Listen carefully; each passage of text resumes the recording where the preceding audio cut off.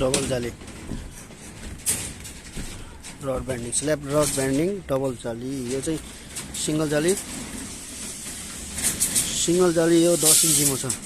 यसको डिस्टेन्स चाहिँ 10 इन्चीमा छ भने अब यसबाट माथिबाट फेरि यहाँ 5 इन्च फेरि 10 इन्चीमा गरेर बीचमा यसको सेन्टरमा यसरी राखेर 5 इन्चीको ग्याप हुन्छ यसरी यो तलको सिंगल जाली भयो यसको माथि यो बीचमा आउँछ यसरी बीचमा आउँछ फेरि यसरी यहाँबाट यसरी बीचमा माथिबाट यसरी जान्छ यसरी पनि गर्दाखेरि 5x5 4x4 को जालीको ग्याप चाहिँ 4x4 को रहन जान्छ